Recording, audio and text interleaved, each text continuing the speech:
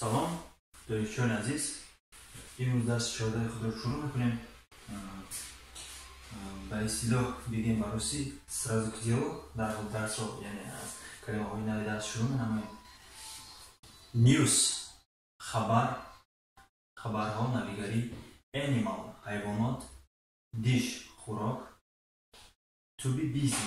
خب در دلیل to be در خاص گرفته شده است، یعنی در حالت لغوی پورا می نویسیم to be busy، یعنی بند بودن. خب to be بودن شد بند با کدوم مقصود؟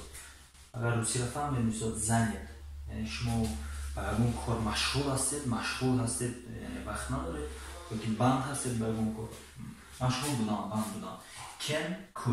can توانستن، could هم توانستن. خب could در زمانی گذشته استفاده برده میشود، can در زمانی حاضر ببین که آینده. خب found هر دوشم یعنی یافتن ترجمه شود find زمانی حاضر، found زمانی گذشته. money پول. خب بعضی پیسه میگن، بعضی مبلغ میگن، پول یعنی money. بخشم که مبلغ کمتر خطا میشه ترجمه کردنش. خب پول هم کوپیورا کاغذی که هست، money پول. a lot of بسیار زیاد، مثال پول بسیار a lot of money پول بسیار. businessman. خب فکر میکنم businessman کلمه عمومی جهانی است و فکرم در همه جا همچون businessman استفاده میبرم. خب ما اگر به زبانی یعنی تاجیکی بگیم، به زبانی ادبی تاجر یعنی تجارتکار. خب شروع میکنم با مثال آوردن. مثال نیوز خبرها. این ما ترجمه ها رو پاک میکنم. خب در اینجا باید همه کلمه ها فهمه است، تنها پیوست کردن و ترجمه کردن یعنی what چی، نیوز خبر، you to have داشتن، today امروز.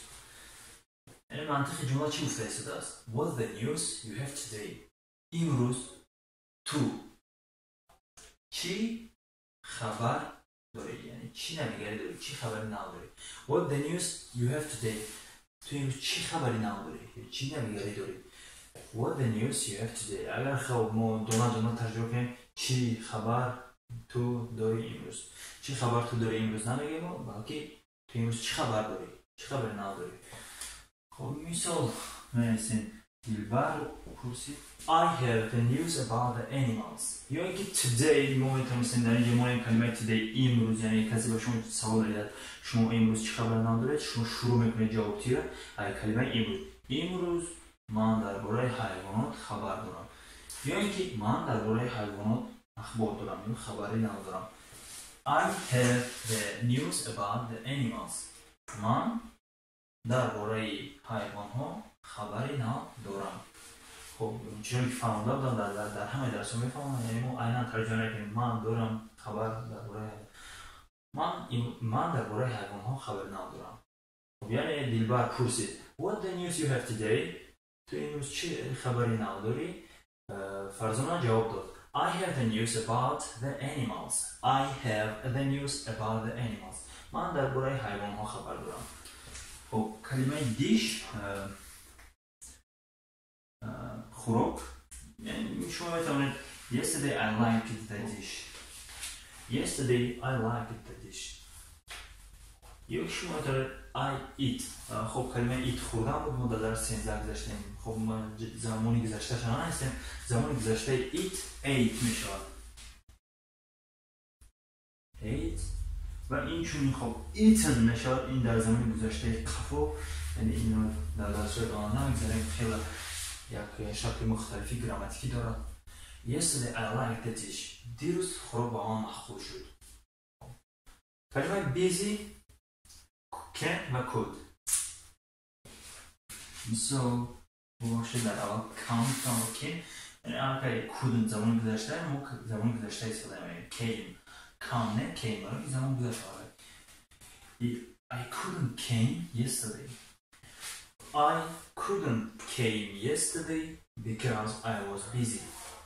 خب کلمه couldn't could توانستن، couldn't خب در همینجا همین دو حرف ان تیر دیده با هم خیلی تیرچه در بالا یعنی یعنی چی این معنای این کار یعنی could توانست couldn't نتوانست مثال did کرد didn't نکرد do میکنم don't نمیکنم یکی don't نکنم کلمه انتی یعنی not این شکل کوتاه کرده کلمه not هست not در امریکایی کلمه را کوتاه کردگان یعنی ان نویسن تیره بالا تی یعنی نه خب این کاری شد I couldn't came yesterday دیروز من اومده نتوانستم دیروز من اومده نتوانستم because I was busy چون که من بند بودم مثال دیروز من اومده نتوانستم برای که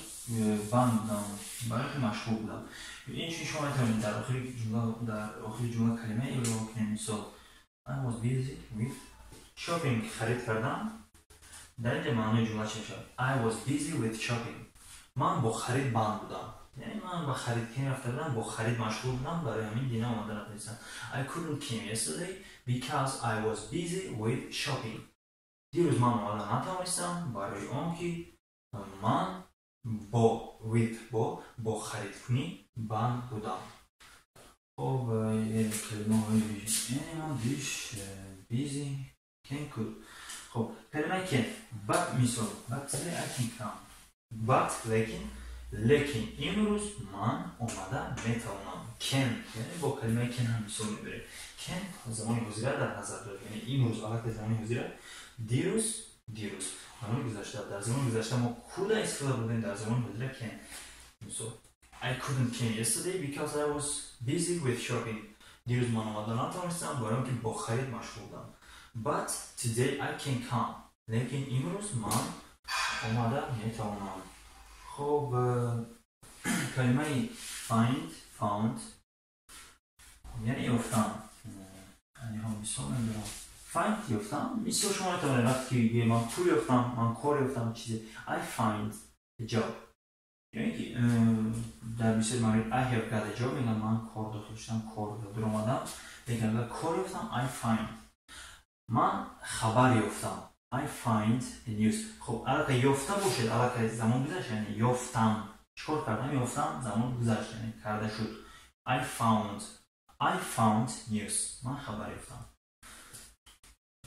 I find news من خبر میابم خب باز مثال میگم I found a lot of money yesterday کلمه yesterday را ما یا اینکه باید در آخر گذاریم یا اینکه در اول در بین جمله یعنی خطا میگم مثلا I found yesterday a lot of money yesterday I found a lot of money okay یا اینکه yes I found a lot of money yesterday خب من دیروز پول بسیار یافتم یعنی من پول a lot of زیاد a lot of money پول زیاد مثلا a lot of notebooks دفترهای زیاد خب a lot of یک مقدار زیاد میگم که لیکن حساب کرده میشه مثلا a lot of sugar شکر زیاد گفتن نمیشه برای چون شکر رو حساب کردن نمیشه بدونم که مثلا یا که باران یا که بغیر مقصد با مانند همین چیزایی که حساب کردن نمیشه این a lot of یعنی مقدار زیاد لیکن هر چیزی که حساب کرده میشه در همین چیز رو استفاده برده میشه I found a lot of money yesterday من دیروز پول زیاد یافتم خب businessman کلمه فهم استفاده بودیم کلمه بیزنسمن استفاده یعنی میفهمم خیلی بیزنسمن یعنی کسب یعنی شخص تاجر یعنی جای مشکل نداره برای مثال بریم برای مثال خب در یاد میبریم درسای گذاشته ما کلمه every گذاشته بودیم و کلمه months every هر months ما یعنی من هر ماه پول زیاد میابم I find a lot of money every month من میابم پول زیاد هر ماه درستش من هر ماه پول زیاد میابم because I am a businessman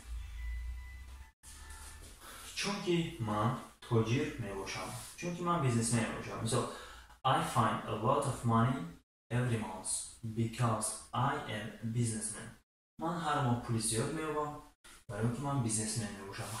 عادتا اگر این نگی شکل پوره درست جمله نمیشه، مثلا نجوی find earn یا ضربات رو میگم من، یعنی نشال چیزی رو یافتن میگم، ولی که شما همچنین هم استفاده برده میتونید. یعنی من هر ماه پول زیاد می‌آورم و اینجوری کسی که چیزی رو بو میکنه شما در همین عادتا در همین وقت‌ها یافتن چیزی در find استفاده برده میشه. لیکن در اینجا هم یعنی اسکیل چه نمیگه برده برده درستی در اینجا هم استفاده برده نمیتونید. یعنی من هر ماه پول زیاد می‌آورم برای اینکه بیزنس منم، یعنی که من پول کم می‌آورم برای اینکه کاری عنیف ندارم. I find a lot of money. من پول زیاد می‌آورم. اگر من بگم من پول کم می‌آورم چی؟ هم پروستا ولی I don't find a lot of money. من پول بسیار نمی‌آورم. خب همه کلمه ها رو فهمیدم. خب کلمه A دیروز من سیب سبز خوردم. Yesterday I ate the green apple. خب کلمه A رو یعنی خوردم در زمان گذشته، یعنی ساده ترین مثال آوردم.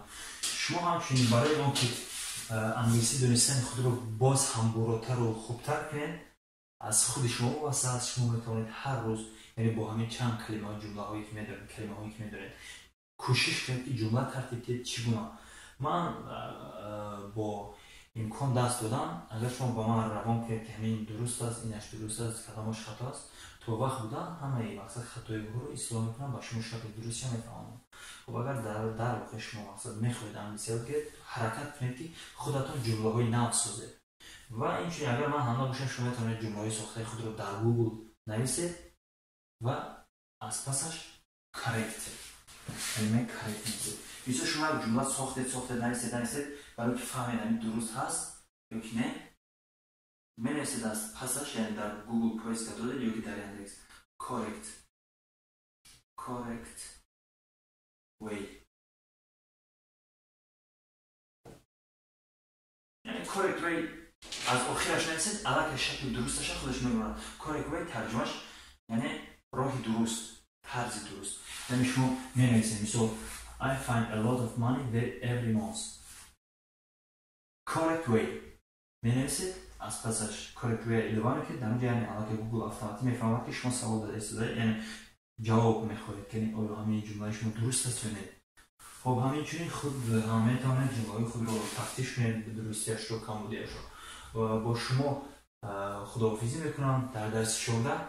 درس 15 انتظار شوید. امیدوارم که درس 15 در دوشنبه گذارد، همچنان نیت سفر دارم. شاید که درس 15 یعنی درس آخری همین اوروین بگینه در دوشنبه گذارد. خیر، در پناه خدا تا دیدار.